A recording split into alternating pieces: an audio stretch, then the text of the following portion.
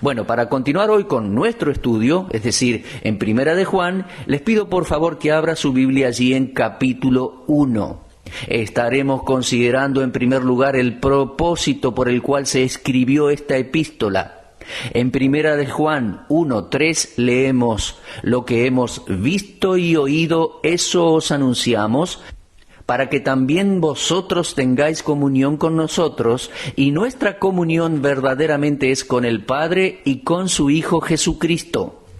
Este pensamiento que terminamos de leer aquí, en el versículo 3, es una continuación del versículo 1, como si el versículo 2 estuviera entre paréntesis. Allí leemos: lo que hemos visto y oído, eso os anunciamos, para que también vosotros tengáis comunión con nosotros, y nuestra comunión es verdaderamente con el Padre y con su Hijo Jesucristo. El primero de los propósitos por el cual fue escrita esta epístola es para que el lector pueda disfrutar la verdadera comunión cristiana. Esta palabra, comunión, aparece 4 veces en el capítulo 1 y es una de las palabras más sobresalientes de esta epístola. Primero, consideremos el principio de la comunión. Exactamente, ¿qué es la comunión cristiana?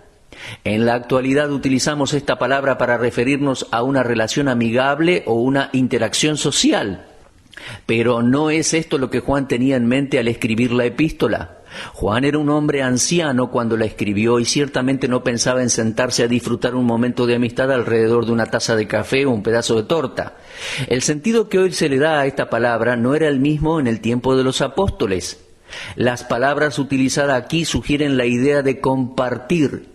Cuando 2 o más personas comparten algo en común, se dice que son compañeros o participantes. El compañerismo al cual Juan se refiere aquí es primero un compartir con Dios el Padre. Observe esto en el versículo 3.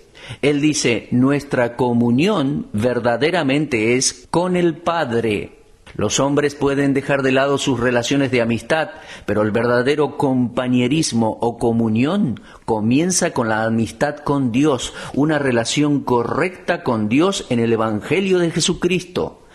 Ningún ser humano puede compartir esta amistad hasta que se haya convertido en un participante de la naturaleza de Dios por la regeneración. El nuevo nacimiento es el comienzo de una amistad con Dios. El apóstol Pedro utiliza este término en 2 de Pedro 1:4 cuando dice: por medio de las cuales nos ha dado preciosas y grandísimas promesas, para que por ellas llegaseis a ser participantes de la naturaleza divina, habiendo huido de la corrupción que hay en el mundo a causa de la concupiscencia. Esta nueva comunión comienza aquí y ahora. Crece a medida que nos entregamos más y más a ella y tendrá su consumación final en la vida por venir. Al participar de los sufrimientos de Cristo, también participaremos de su gloria.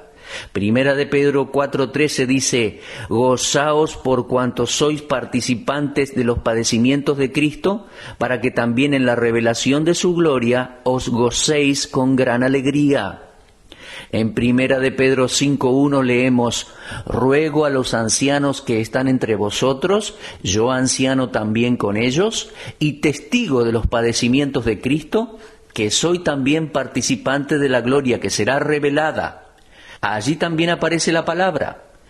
Por otro lado, parece que Pablo tenía en mente el futuro compañerismo con Cristo en gloria cuando escribió Filipenses 3:10, diciendo: a fin de conocerle y el poder de su resurrección y la participación de sus padecimientos, llegando a ser semejante a él en su muerte.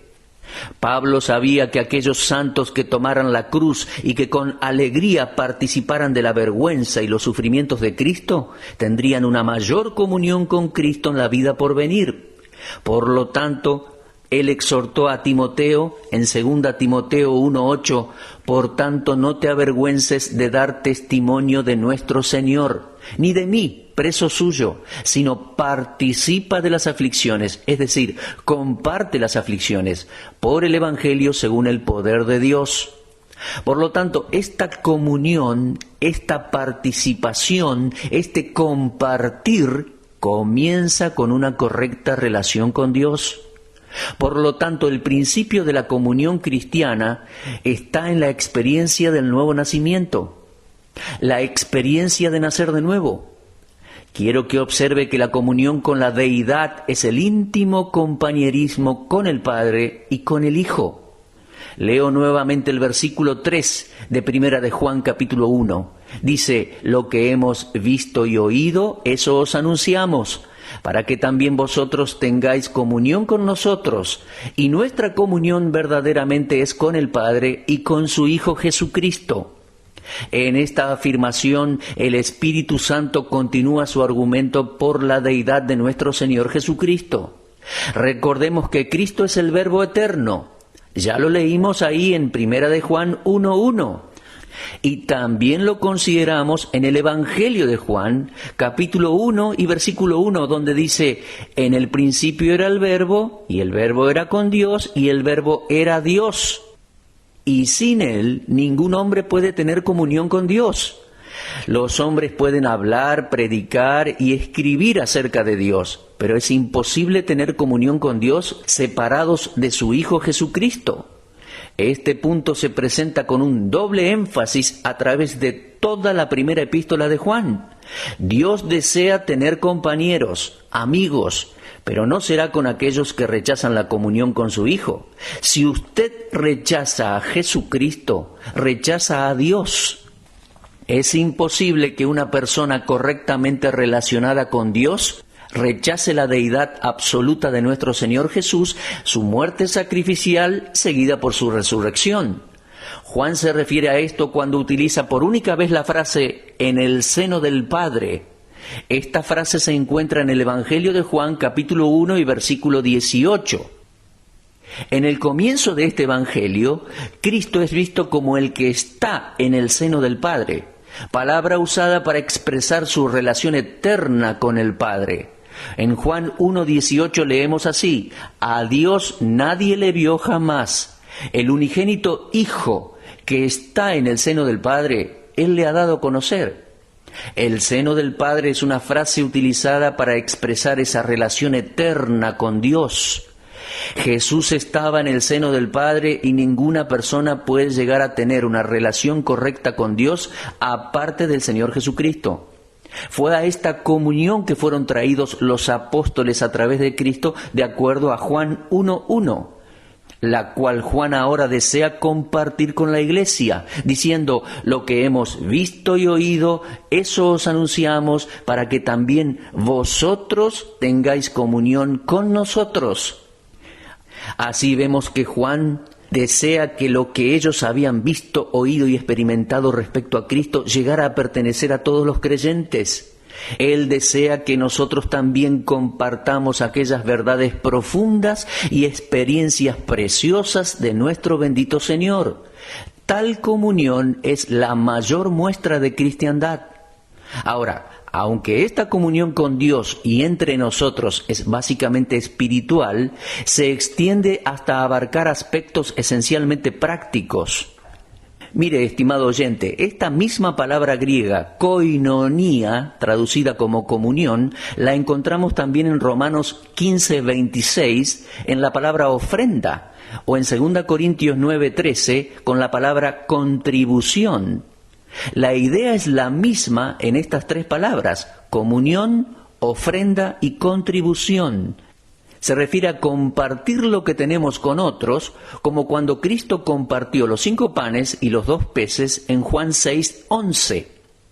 En Romanos 12:13, Pablo exhorta a los creyentes a compartir para las necesidades de los santos. Y cuando leemos que Cristo distribuyó los 5 panes y los 2 peces, simplemente significa que Él los compartió, que estaba teniendo comunión con otros. Un hermano que conozco firma su carta con esta frase, tuyo por Él, la cual resume esta bendita comunión con Dios y comunión unos con otros. Sin duda están aquellos que dicen estar en comunión, que profesan ser una parte de esa comunión, pero que nunca han nacido de nuevo. Estos son falsos. Vamos a leer en capítulo 1, versículo 6 de Primera de Juan, donde dice: si tenemos comunión con Él, pero andamos en oscuridad, mentimos y no decimos la verdad. A esto podemos llamarle el disimulo de la comunión. En este punto es importante que consideremos también los versículos 6 y 7, donde también aparece la palabra comunión. La vemos escrita 4 veces, 2 en el versículo 3, una en el versículo 6 y otra en el versículo 7. Ahora, escuche esto por favor. ¿Podríamos decir realmente de que somos compañeros de Dios y al mismo tiempo andar en oscuridad? Si fuese así, estaríamos engañándonos a nosotros mismos y ciertamente no estaríamos practicando la verdad. El sustantivo oscuridad o tinieblas es usado solo 2 veces por Juan en sus 5 libros. Aquí en Primera de Juan 1:6 y en Juan 3:19. Metafóricamente la palabra se refiere a la oscuridad moral y espiritual, la oscuridad del pecado. Tener comunión con Dios y andar en oscuridad son experiencias incompatibles. El que pretende hacerlo es un mentiroso. Ahora tenga en cuenta, como Judas, cualquier persona está en peligro de estar en la presencia constante de la luz y en todo momento andar en oscuridad. Judas tuvo el privilegio de estar con Jesús. Él escuchó predicar al Señor, observó sus milagros, vio su vida, pero aún así Judas estaba en oscuridad. Y tenga la seguridad de que el fingimiento de cualquier persona será un día descubierto.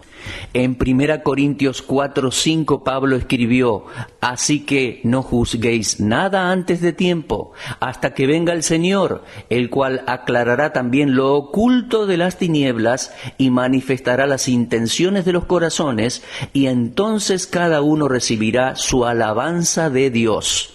Nuestro Señor le dijo a sus discípulos: vosotros sois la luz del mundo. Una ciudad asentada sobre un monte no se puede esconder. Ni se enciende una luz y se pone debajo de un almud, sino sobre el candelero y alumbra a todos los que están en casa. Así alumbre vuestra luz delante de los hombres, para que vean vuestras buenas obras y glorifiquen a vuestro Padre que está en los cielos. Lo leemos en Mateo 5, 14 al 16. Y Pablo agrega en Efesios 5:8, porque en otro tiempo erais tinieblas, mas ahora sois luz en el Señor. Andad como hijos de luz. Juan dice en 1 de Juan capítulo 1 y versículo 5, Dios es luz. Jesús dijo: yo soy la luz del mundo, en Juan 8:12. Es que la luz, mis amigos, es el emblema de la santidad, es lo que Dios es. El reino de Satán es un reino de oscuridad, de maldad moral y espiritual. Nuestra regeneración en Cristo, el hecho de haber nacido de nuevo, significa que fuimos sacados del reino de oscuridad de Satanás y trasladados al reino del amado Hijo de Dios. Y Él nos ha trasladado de la oscuridad a su maravillosa luz. La luz y la oscuridad no tienen nada en común. Por lo tanto, es un mentiroso aquel que anda en oscuridad y finge estar en comunión con la luz. Podemos ser autoengañados incluso, o hipócritas deliberadamente. Vemos que la profesión externa de la fe cristiana es opuesta a la realidad interior muchas veces. Uno de los primeros actos de la creación de Dios fue alumbrar, dar luz. ¿Y cómo lo hizo? Dividió la luz de las tinieblas de acuerdo a Génesis 1, 3 y 4. Y esta es la forma en que debe ser siempre. La luz y las tinieblas no pueden existir al mismo tiempo. Ahora, observemos 3 versículos del capítulo 1 de Primera de Juan. Los versículos 6, 8 y 10. Cada uno comienza con la expresión si decimos. Son 3 argumentos que comienzan de la misma manera. Si un hombre o una mujer dicen algo que no es verdad, entonces son mentirosos. La primera mentira está en el versículo 6. Si decimos que tenemos comunión con Él y andamos en tinieblas, mentimos y no practicamos la verdad. ¿Cuál es el pecado aquí? Bien, aquellos que dicen estar en comunión con Dios, pero su comportamiento no coincide con su testimonio verbal, entonces son mentirosos. En esta primera carta Juan menciona 4 veces el andar del creyente, en los versículos 6 y 7 del capítulo 1 y los versículos 6 y 11 del capítulo 2. La palabra andar es peripateo en griego. Sócrates y Aristóteles eran conocidos como maestros de la filosofía, es decir, hombres que enseñaban a sus estudiantes mientras paseaban cerca de Atenas. Simplemente enseñaban mientras caminaban, mientras andaban con sus estudiantes, y por ello fueron llamados peripatéticos. Nosotros debemos fijarnos en nuestra manera de andar. ¿Cómo es nuestro andar en la vida? Si tenemos en mente que con nuestro andar instruimos a otros, andamos en vida nueva, como menciona Romanos 6:4, o bien, honestamente, como dice Romanos 13:12. Caminaremos por fe, de acuerdo a 2 Corintios 5:7. Andaremos en el Espíritu, de acuerdo a Gálatas 5:16. Andaremos en amor, de acuerdo a Efesios 5:2, y con diligencia, de acuerdo a Efesios 5:15. El andar del hombre es la característica que lo distingue como hijo de Dios o hijo del diablo. Observe el capítulo 3 y versículo 10. Dice, en esto se manifiestan los hijos de Dios y los hijos del diablo. ¿Cuál es la diferencia? Los hijos de Dios andan en comunión, no son falsos, no son simuladores. No dicen que son cristianos y al mismo tiempo actúan de manera opuesta a los principios cristianos, sino que son verdaderamente cristianos. Los simuladores son aquellos que dicen que tienen comunión con Dios, pero andan en oscuridad, y Dios no tolera eso. Repito, el andar del hombre, es decir, su comportamiento en la vida, es la característica que distingue a los hijos de Dios de los hijos del diablo.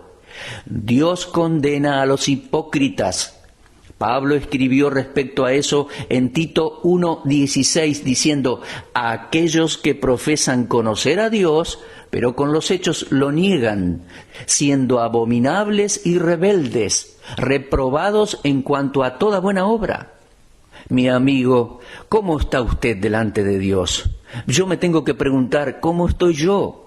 ¿Somos simples profesantes o estamos demostrando por nuestra conducta que somos realmente hijos de luz? Ahora vamos a ir al versículo 7, y esta es la última vez que aparece la palabra comunión en la primera epístola de Juan. Yo le llamo a esto la práctica de la comunión. Aquí, en la palabra nosotros, están incluidos aquellos creyentes que están en comunión con Dios primero. Este versículo no es fácil de interpretar, Primera de Juan 1:7. Es difícil y los comentaristas no siempre lo interpretan bien. Nos enfrentamos a 2 preguntas primero. ¿Qué significa la frase «la sangre de Jesucristo nos limpia de todo pecado»? ¿Significa que su sangre continúa limpiándonos? ¿Es esta una limpieza posicional? Es decir, que la sangre del Calvario por la cual somos justificados de acuerdo a Romanos 3:24 nos mantiene limpios ante Dios. ¿O el texto significa que el cristiano es salvo al presente del poder y de la práctica del pecado? Bueno, yo creo que la limpieza posicional del poder y de la práctica de los pecados vienen a través del conocimiento y de la obediencia a la palabra de Dios.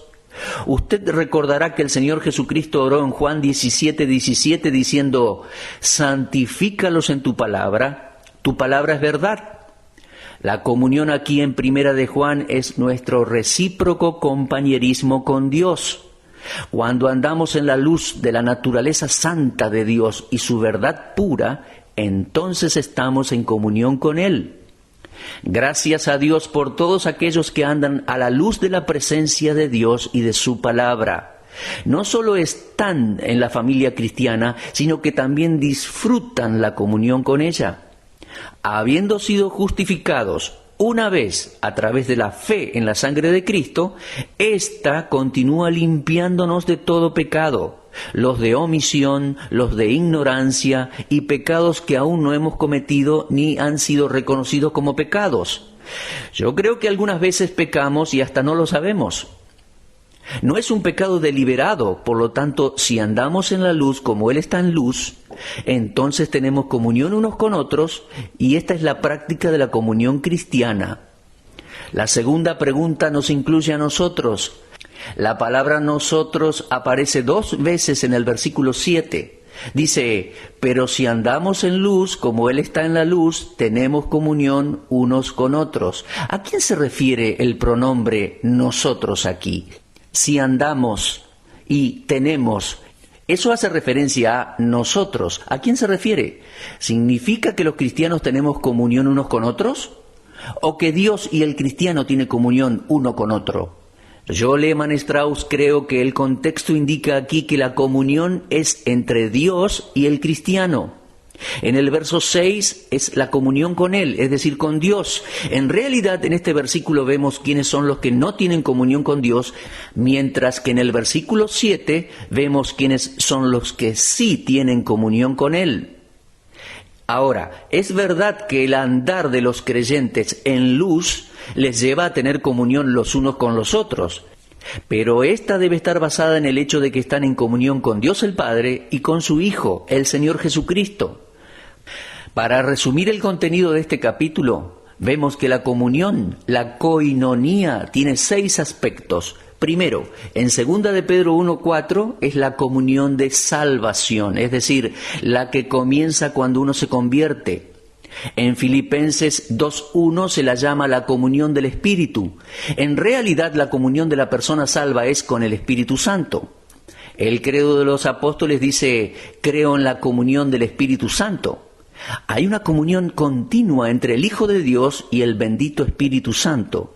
No es solo la comunión de salvación de 2 de Pedro 1:4 y la comunión del Espíritu de Filipenses 2:1, sino también la comunión de los santos, de acuerdo a 1 de Juan 1:3. Es maravilloso tener comunión con Dios y con otros cristianos, pero es más que esto, es la comunión de nuestra sustancia.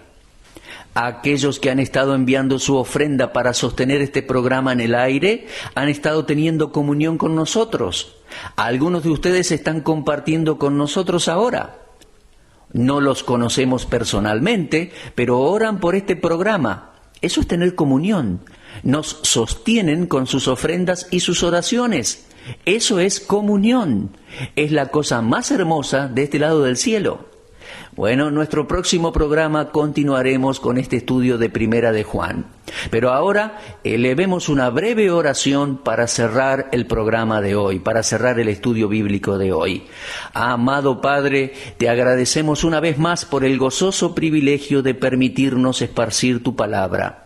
Te pedimos que selles la verdad en los corazones de aquellos que nos escuchan.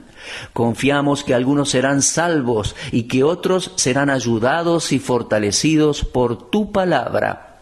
Esto te lo pedimos dándote toda la alabanza que tú te mereces, orando en el nombre de nuestro Señor Jesucristo. Amén.